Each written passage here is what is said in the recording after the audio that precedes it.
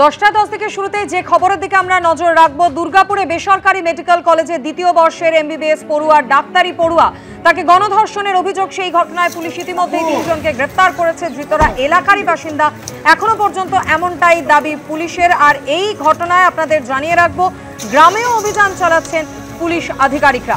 গণধর্ষণ কাণ্ডে পুলিশের স্ক্যানারের সহপাঠী সহ 6 জন রয়েছে। বিজরা গ্রামে বাড়ি বাড়ি গিয়ে তল্লাশি অভিযান চালাচ্ছে পুলিশ।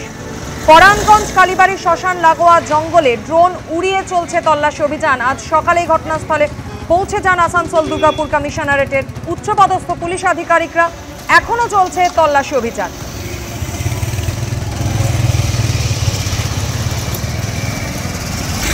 গত শুক্রবার রাতে ঘটে এই ঘটনা। দুর্গাপুরের বেসরকারি মেডিকেল কলেজ, যেখানে দ্বিতীয় বর্ষের এমবিবিএস পড়ুয়াকে গণধর্ষণের অভিযোগ, সেই ঘটনায় গ্রামের বাড়িতে গিয়ে গিয়ে তল্লাশি চালাচ্ছেন পুলিশ আধিকারিকরা।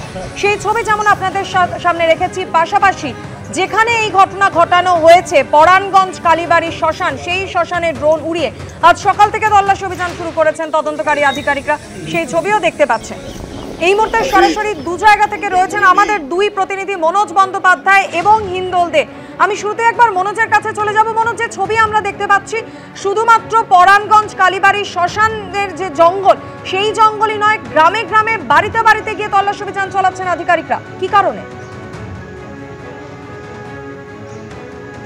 একদমই তাই। দেখো, যেটা জানা যাচ্ছে পুলিশ সূত্রে যে 3 জনকে গ্রেপ্তার, পুলিশ যেটা অফিসিয়ালি জানাচ্ছে যে 3 জনকে গ্রেপ্তার করা হয়েছে, কিন্তু ঘটনায় 5 জন ছিল এমনটাই পুলিশ সূত্রে বলা হচ্ছে, বা 3 জনের বেশি ছিল। সেই যারা এখনো পর্যন্ত ধরা পড়েনি, যারা অ্যাবসকন্ডিং রয়েছে, তাদের খোঁজে তল্লাশি চালাচ্ছে। যেটা পুলিশ সূত্রে জানা গেছে যে পুলিশ জিজ্ঞাসাবাদ করে যেটা জেনেছে যে ওই যে আইকিউ সিটি গ্রামের পাশে, আইকিউ সিটি কলেজের পাশে যে গ্রাম রয়েছে বিজরা গ্রাম, সেই বিজরা গ্রামের যে জঙ্গল, সেখানেই কিন্তু পুলিশ তল্লাশি চালায়। যে ড্রোন ক্যামেরা উড়িয়ে যে জঙ্গলে পালিয়ে গেছে এরকম সন্দেহেই পুলিশ কিন্তু তল্লাশি চালায় আশপাশে। আমরা দেখতে পাচ্ছি যে আসানসোল দুর্গাপুর কমিশনারেটের পুলিশ আধিকারিকরা, আমরা দুর্গাপুর থানায় এখন এসছি। এখানে যে 3 জন গ্রেপ্তার, তাদেরকে এখানে রাখা হয়েছে। জিজ্ঞাসাবাদ চলছে, তাদেরকে ম্যারাথন জিজ্ঞাসাবাদ চলছে যে ঠিক কালকে সারাদিন কি ঘটনা, পরশু দিনকে রাত্রেবেলায় কি ঘটনা ঘটেছিল ওখানে, কারা কিভাবে ইনভলভমেন্ট আছে, সেই তথ্য জানার চেষ্টা চালাচ্ছে। ডিসি, আসানসোল দুর্গাপুর কমিশনারেটের ডিসি, তিনি এখানে আছেন দুর্গাপুর থানায় নিজে। সকাল থেকে তাদেরকে জিজ্ঞাসাবাদ চলছে। আজকে তাদেরকে খুব সম্ভবত দুর্গাপুর কোর্টে তাদেরকে তোলা হবে। পুলিশ সূত্রে বলা হচ্ছে যে একটা ফোন কলের সূত্র ধরেই কিন্তু এদেরকে গ্রেপ্তার করা হয়েছে। যে ওই যুবক এবং যুবতী, তারা যখন ক্যাম্পাসের বাইরে গেছিল, তারপরেই যখন ওই 3 জন প্রথমে আটকায়, তারপরে এই যে তার যে সহপাঠী, সে কিন্তু সেই ভয় পেয়ে চলে আসে। পরে আধ ঘন্টা পর সে আবার যায়। সেই সিসিটিভি ফুটেজও কিন্তু পুলিশ পেয়েছে যে 2 জন বেরোলো ক্যাম্পাস থেকে এবং 1 জন ফিরে এলো, অর্থাৎ তার সহপাঠী ফিরে এলো এবং আধ ঘন্টা পর সে আবার তাকে আনতে যায়। এবং এর মাঝেই গোটা ঘটনাটি ঘটেছে। একজন এই ধর্ষণ করেছে এবং আরেকজন এই ফোন কেড়ে নিয়েছে। এই তথ্য তো পুলিশ আগেই পেয়েছে। পাশাপাশি আর বাকি কি ইনভলভমেন্ট ছিল, সহপাঠীর কি ইনভলভমেন্ট ছিল, তার কোনো এই কনস্পিরেসিতে সে কোনোভাবে যুক্ত কিনা, সমস্ত দিক কিন্তু খতিয়ে দেখা হচ্ছে। ডিসি এবং আরও অন্যান্য আসানসোল দুর্গাপুর কমিশনারেটের আধিকারিকরা, তারা কিন্তু এই তল্লাশি অভিযানে রয়েছে। সকাল থেকে বিভিন্ন জায়গায় আইকিউ সিটির আশেপাশে যে গ্রামগুলো রয়েছে, যে জঙ্গল এলাকা রয়েছে, সেখানে কিন্তু তল্লাশি অভিযান চালাচ্ছে। যে ওই বাকি 2 জনের খোঁজে ড্রোন উড়িয়ে তল্লাশি অভিযান চালাচ্ছে এবং এই যে 3 জন ইতিমধ্যে গ্রেপ্তার হয়েছে, তাদেরকে জিজ্ঞাসাবাদ করে আরও তথ্য জানার চেষ্টা চালাচ্ছে আসানসোল দুর্গাপুর কমিশনারেটের পুলিশ আধিকারিকরা। মনোজ, তুমি আমাদের সঙ্গে থাকো। অর্থাৎ গ্রামের প্রত্যেকটি বাড়ি বাড়ি গিয়ে তল্লাশি অভিযান চালাচ্ছে পুলিশ, কারণ যে 3 জনকে গ্রেফতার করা হয়েছে, পুলিশ সূত্রে দাবি করা হচ্ছে যে তারা এলাকারই বাসিন্দা। আর এই মুহূর্তে সরাসরি ঘটনাস্থল থেকে রয়েছেন আমাদের প্রতিনিধি হিন্দোল দে।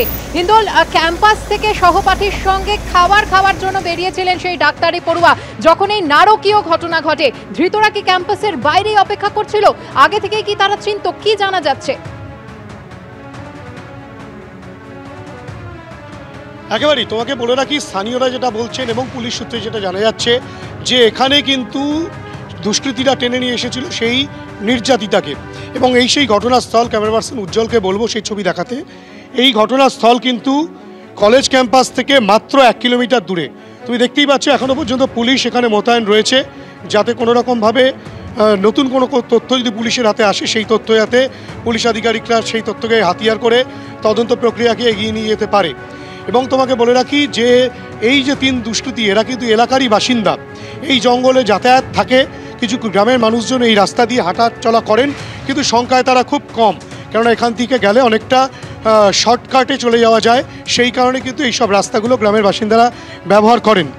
ঘটনা যেদিনকে ঘটে অর্থাৎ কিনা শুক্রবার দিনকে রাত্রিবেলা যখন ঘটনা ঘটে 8টার পরে, তখন কিন্তু যেটা অভিযোগকারিনী অভিযোগ করেছেন এবং এখনও পর্যন্ত তদন্তে যেটা উঠে এসেছে যে অভিযোগকারিনী তার সহপাঠীকে নিয়ে বেরিয়েছিলেন কলেজ ক্যাম্পাস থেকে। বেরোনোর পর তিনি কিন্তু তারপরে তারা দুজনে মিলে যখন কলেজে ফিরছিলেন, যেহেতু কলেজের দূরত্ব মাত্র 1 কিলোমিটার, সেখান থেকে কিন্তু এই জঙ্গলের পাশেই সামনে যে রাস্তা রয়েছে সেই রাস্তা থেকে দুষ্কৃতীরা তাকে ধরে নিয়ে আসে জোর করে। এবং 3 জন যখন রাস্তা ঘিরে ধরে, এখনও পর্যন্ত সংখ্যাটা 3 জন তেমনটাই জানা যাচ্ছে, যখন রাস্তা ঘিরে ধরে তখন তার সহপাঠী কিন্তু বেগতিক বুঝে সেখান থেকে পালিয়ে যায়। এবং যখন সে পালিয়ে যায় তখনই কিন্তু সেই ছাত্রীকে অর্থাৎ কিনা সেই নির্যাতিতাকে কিন্তু টেনে নিয়ে আসে দুষ্কৃতীরা এই জঙ্গলের ভেতরে, যে জঙ্গলের ছবি উজ্জ্বল দেখাচ্ছে। এবং এই পরাণগঞ্জ জঙ্গল, পরাণগঞ্জ শ্মশান লাগোয়া এই জঙ্গল, সেই জঙ্গল থেকে দূরের একটা ছবি তোমাকে দেখানোর চেষ্টা করব, উজ্জ্বলকে বলবো দেখাতে। সেই যে বিল্ডিং দেখা যাচ্ছে এটাই কিন্তু সেই কলেজ ক্যাম্পাস, এটাই কিন্তু সেই হাসপাতাল, আইকিউ সিটি হাসপাতাল।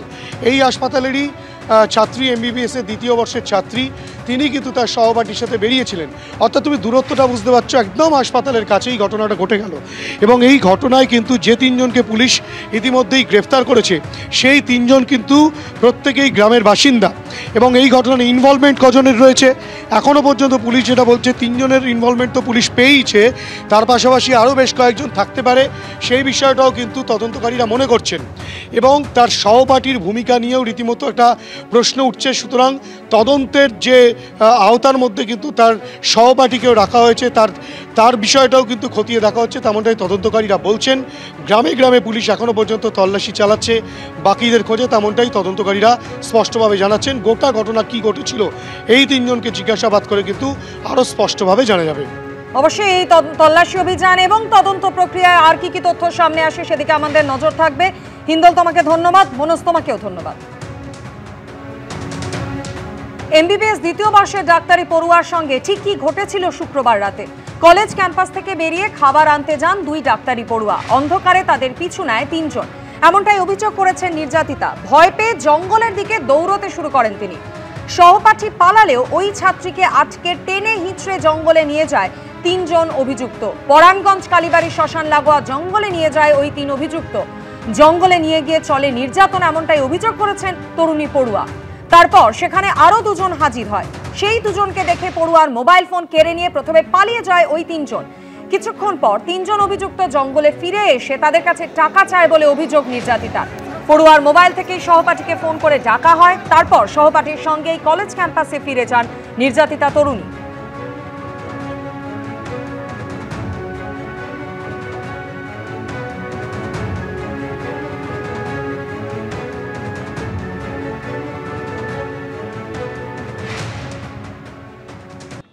পাকিস্তানের আফগানিস্তানকে হুঁশিয়ারি দেবার পরে উত্তপ্ত সীমান্ত।